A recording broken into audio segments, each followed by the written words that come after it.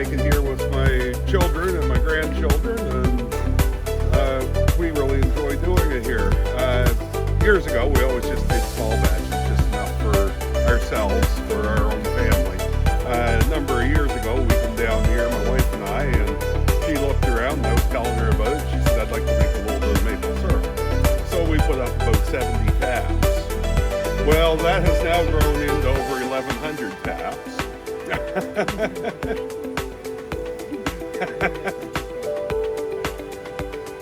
Every year, in order for us to tap the trees, we have to climb all these mountains. We climb all these mountains, we drill a new hole in the tree, we take a spile, we put in that hole for the sap to run in. It runs out on these pipelines into the blue line.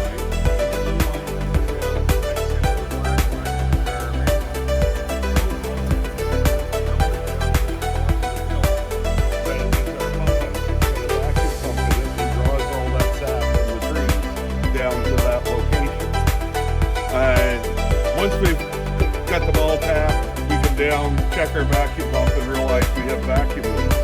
So then we climb all the hills again. And we'll end up having to climb these hills 4 or 5 times in the run of the season.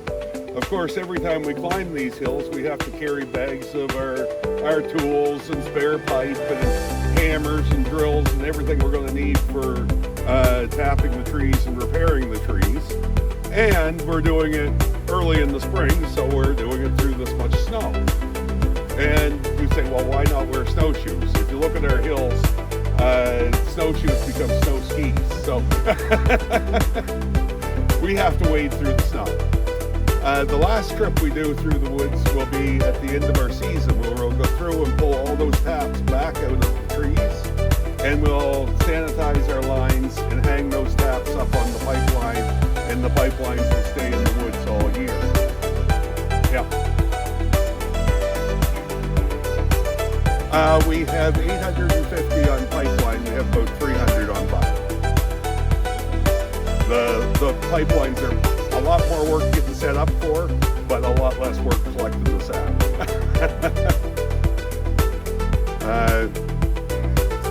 One of the reasons we get vacuum leaks, squirrels like to run through the woods, and the blue lines, they seem to think are bubble gum. They'll go down the blue line and just chew it like bubble gum, punching holes all through the line.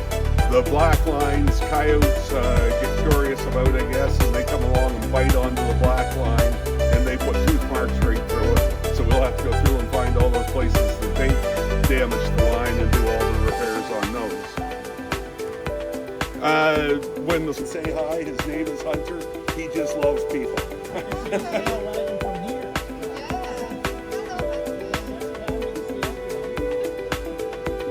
If I don't introduce him, he'll bark at me.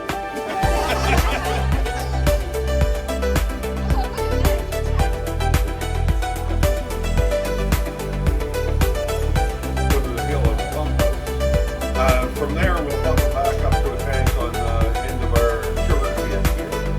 The sap outside is just above freezing temperature. So when it runs into our evaporator, this is our evaporator here. The bottom part is our boil pans, the top part is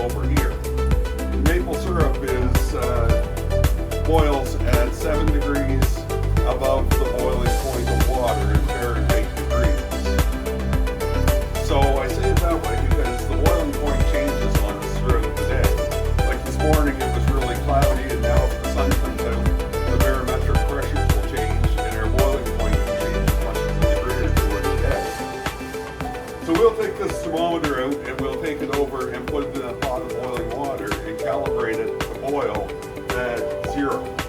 And when it gets to 7 degrees, we know we're able to take the maple syrup off of our evaporator. We'll run the maple syrup off of our evaporator here. We know it's really close, but it's not for sure maple syrup until we take it over and finish it on our propane stove over here and test it with a hydrometer to guarantee that we're at 66% sugar content.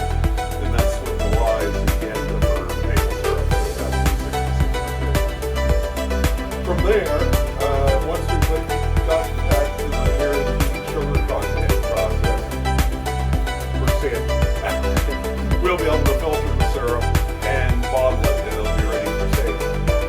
So when it runs in the back, it's at 2% sugar. We get it over there at 66% sugar. That means we have to boil off 40 liters of water in order to get 1 liter of maple syrup. Once we have done that, the maple lady over here, she's the maple magician. She takes that and she continues to boil it, and she turns it into maple candy. That's the candy we're going to have outside on the snow. The maple magician, this lady here with the plaid shirt, that's my wife Wendy, and the one in the dark shirt is my daughter Emily, and the one in the tan here is my son Ryan. So like I said, there's always lots of family around. For us, the maple season starts in the spring of the year at this time. We have to have about 5 degrees below at night and about 5 degrees or better in the daytime for the sap to flow. For the maple tree, its process starts in the summertime when the leaves are out through a process called photosynthesis. The sun shines on the leaves, and that combined with the carbon dioxide in the air and the water that's in the tree creates starches that are stored in the roots of the tree. This time of year, when we start getting these freeze and thaw cycles, at nighttime when the tree freezes, the tree actually swells up a little bit and gets bigger, and that creates a vacuum in the tree, and the water from the ground is pulled out through the roots and brings those the starches will have been turned into sugar at that point, and the water is pulled in through the roots, and it brings the sugars up into the tree. In the daytime, when the tree thaws out, it contracts and puts pressure on the tree, and the sap is forced back down to the holes that we've drilled. A lot of people want to know about what we're doing and the damage we've done to the trees when we tap. This is a maple tree that blew over in the wind when one of the windstorms after we had tapped. You'll see the different holes in the tree here. This particular hole would have been the year that it blew over and would have been tapped that spring. We would have gone up on the hill, drilled the hole in the tree, and we would have taken our spile and put it in the hole, and the sap will run out of the tree into the spile and connect onto a blue line and continue on down here to the sugar camp. At the end of the season, we go through and take all these spiles back out of the tree. Then the tree starts to heal. So this is the year that it would have fell down. This would have been maybe a year before. You see the holes started to grow over. And the year before that, the holes get pretty well grown over. And the hole over here, this great big hole, it's from 5 or 6 years ago. I know you're not seeing the hole. From 5 or 6 years ago, but inside the tree, the hole's still there. So I know that there was a hole there one time. That tree, of course, continues to grow bigger every year, and it puts a layer of wood on the outside of the tree each year, and that allows it to heal over those holes. The open hole will remain inside the tree, the life of the tree, but the tree will grow over and continue to grow. This particular tree was about 110 years old when it blew over. So when you look at some of these great big trees I have up here on the hill, they'd be in the 200, maybe 250-year-old range. So when I'm tapping on the outside of those trees now, quite a bit farther out, I may be tapping right over top of a hole where my grandfather tapped 100 years ago. When we tap the trees, you can see lines in the tree here. Those are compartmentalized areas of the tree that no longer run sap up through the tree. make sure we remain about 2 inches away from any near tap hole, and that'll leave space in between for the sap to flow up from the tree to stay healthy. 6 or 8 inches above or 6 or 8 inches below, and all the way around the tree. And then the tree keeps growing, and you're eventually able to tap over that area again.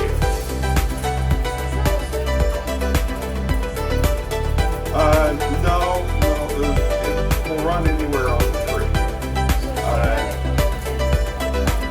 Yeah, with our pipelines are usually like this high up in the air because they remain in the woods all year round. And the snow can be quite deep, so we want our pipelines up above the snow. So we'll be tapping those trees at this height. Now this year when we were hanging our buckets, there wasn't much snow, so we were tapping the trees down here to put the buckets on. But anywhere on the tree is running the sap. So I guess that's pretty much my talk in here. If you notice the map on the wall with the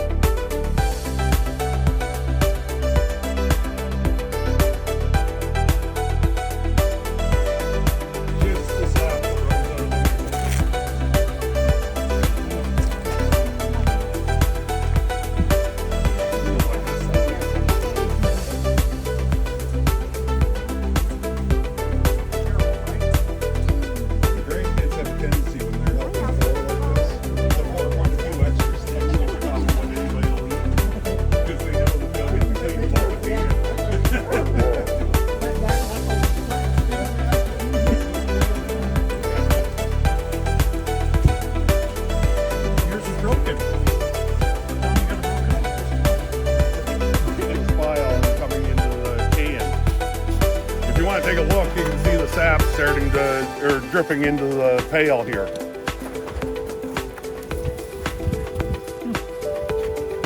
This is just running out of the tree and it drips in.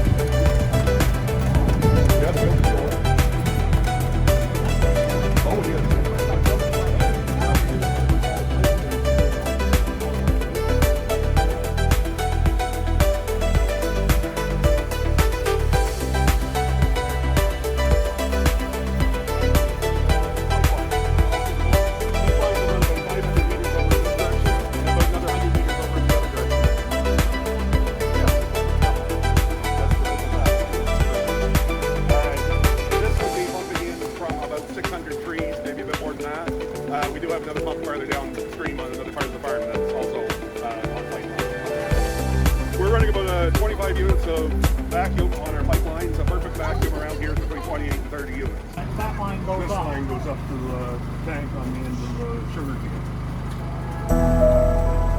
Yeah, as much as possible.